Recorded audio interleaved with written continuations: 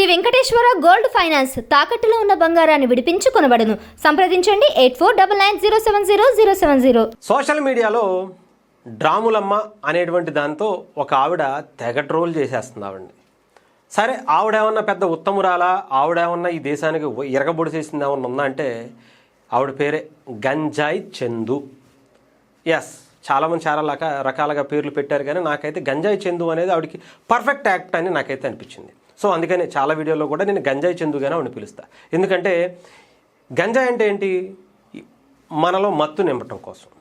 ఆ మత్తు అంటే ఈ దేశంలో మత్తు నింపేటువంటి ఒక కార్యక్రమాన్ని, ఈ దేశంలో ఉన్నటువంటి యువతని పెడదారి పట్టించేటువంటి ఒక దారిని ఆ మత్తులో చేసేటువంటి కార్యక్రమాలుగా ఆమె వీడియోల్లో చాలా క్లియర్గా కనిపిస్తుంది.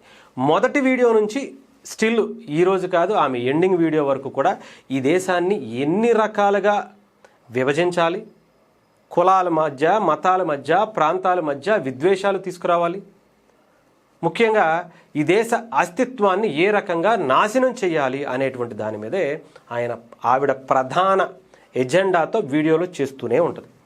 ఆవిడ దాంట్లో 99% ఇలాంటి వీడియోలు ఉంటాయి, ఇంకొకటి వేరే ఉండదు ఆవిడకి. ఎందుకంటే ప్రధాన ఎజెండా అదే.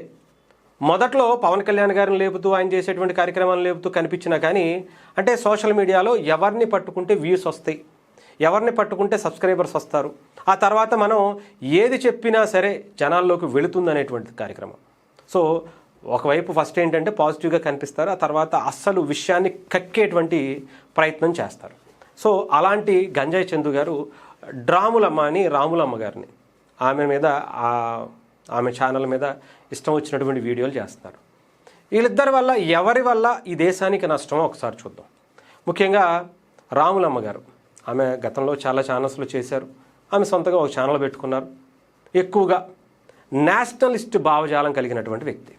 ఇంకొక ఈవిడ లెఫ్టిస్ట్ భావజాలం, ఈ దేశంలో మొత్తం అయిపోయినటువంటి భావజాలం, ఎక్కడో పాత చింతకాయ పచ్చడిలో ఉండేటువంటి ఆ లెఫ్టిస్ట్ భావజాలాలు, నక్సలిజానికి సంబంధించినవి, ఈ భావజాలాలన్నీ తీసుకొచ్చి జనాల్ని మేల్కొల్పే విధంగా ఏదేదో చేసేస్తాము, మేమంతా కూడా ఇదే ఇప్పుడు నడుస్తుంది అనేటువంటి భావజాలంతో ఆవిడ వీడియోలు.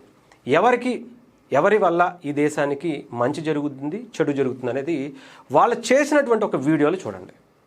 ఒక పక్క ఈ దేశంలో సనాతన ధర్మం, ఇది 100% చాలామంది చాలా రకాలుగా చెప్తూ ఉంటారు, కానీ ఈ దేశం హిందుస్థాన్గానే పుట్టింది, ఈ దేశం హిందుస్థాన్గానే ఉంటుంది, ఉండేటువంటి అవకాశాలు 100% ఉన్నాయి. ఎందుకంటే కొన్ని వందల సంవత్సరాల నుంచి, చెప్పాలంటే కొన్ని వేల సంవత్సరాల నుంచి హిందుత్వానికి సంబంధించి హిందూ దేశం మీద చాలా రకాల దాడులు చేశారు. ఇలాంటి వాళ్ళు ఏకలం, జుట్టు ఎంత ఉందో దానికన్నా ఒక 1000 రెట్లు ఈ దేశం మీద దాడులు జరిగాయి.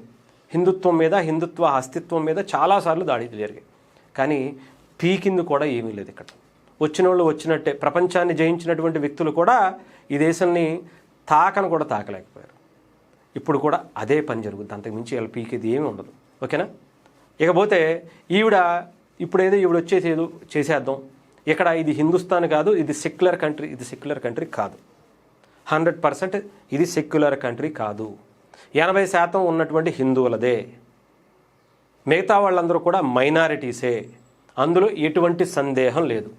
ఈ దేశం హిందువులదే, ప్రధానంగా ముస్లిమ్స్ ఉన్నా ఇంకొకళ్ళు ఉన్నా సోదర భావంతో మేము అందరినీ కొన్ని వేల సంవత్సరాల నుంచి హక్కున చేర్చుకుంటున్నాం, ఇప్పటికీ హక్కున చేర్చుకుంటూనే ఉంటాం.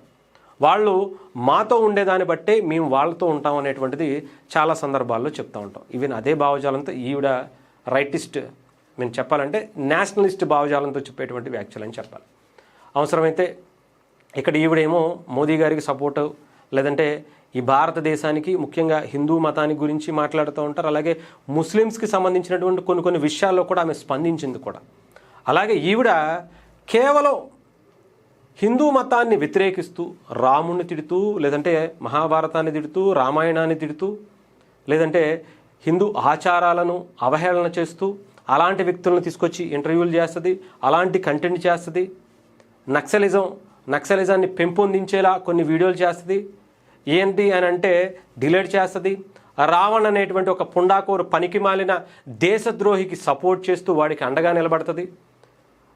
ఉమర్ ఖలీద్ లాంటి ఒక టెర్రరిస్ట్కి సపోర్ట్ చేస్తూ వీడియోలు చేస్తూ ఉంటుంది.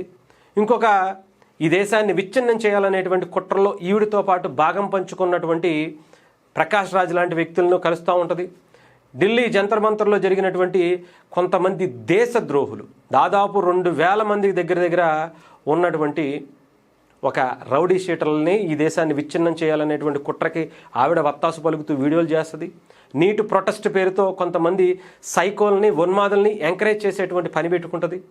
ఈ దేశాన్ని ఎన్ని రకాలుగా కుట్రలు చేయాలో అన్ని రకాల కుట్రల్లో కూడా కులాల మధ్య ఇందాక చెప్పినట్టుగా ఎన్ని రకాలుగా ప్రయత్నించాలి అన్ని రకాలుగా ప్రయత్నించడం కోసం ఆవిడ వీడియోలు వివిధ రకాలుగా చేస్తూనే ఉంటుంది. ఎక్కడా కూడా సొల్లువాగుడు తప్ప ఏమి ఉండదు. ఇక దాన్ని ఫ్యాక్ట్ చెక్ చేసుకోవడం కూడా కాదు, జర్నలిజం అని చెప్తుంది, కానీ దాంట్లో 0% నిజం కూడా ఉండదు. అంత దారుణమే, ఇదే నిజం అనే నమ్మించేటువంటి ప్రయత్నం చేస్తుంది.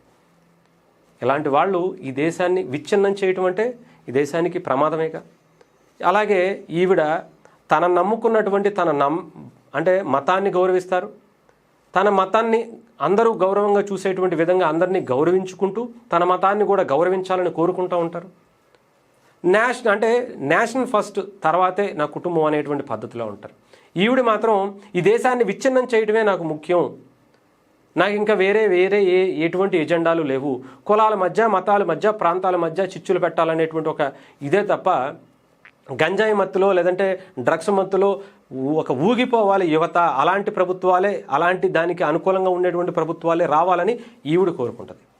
లేదు ఇన్ని సంవత్సరాల చరిత్రలో ఈ 12 సంవత్సరాల్లో జరిగినటువంటి అభివృద్ధి గురించి, ఈ 12 సంవత్సరాల్లో భారతదేశానికి వచ్చినటువంటి గౌరవం గురించి, ఈ 12 సంవత్సరాల్లో భారతదేశానికి జరిగినటువంటి మేలు గురించి, ఇవన్నీ గురించి ఈవిడ చెప్తుంది. కానీ ఈవిడ మాత్రం అక్కడక్కడ అంటే సముద్రంలో కాకిరెట్టలాగా, సముద్రం అంతా మంచి చేస్తే దాంట్లో కాకిరెట్టను తీసుకొచ్చి ఈవిడ ఎంకరేజ్ చేసేటువంటి ప్రయత్నం ఈ గంజాయి చందు చేస్తూ ఉంటుంది. ఇద్దరిలో ఎవరు కరెక్టో మీరే ఈ కమెంట్ రూపంలో తెలియచేయండి. డెఫినెట్గా ఎవరి ఆలోచనలు వాళ్ళ సిద్ధాంతాలు వాళ్ళవి. డెఫినెట్గా ఈ దేశం బాగుండాలి అంతే తప్ప ఇలా కులాల మధ్య మతాల మధ్య విచ్చలవిడిగా వీళ్ళు చేసేటువంటి దాన్ని మాత్రం ఈ దేశం ఎప్పుడూ సహించదు. డెఫినెట్గా దానికి తగిన బుద్ధే చెప్పేటువంటి ప్రయత్నం కూడా త్వరలో జరుగుతుంది.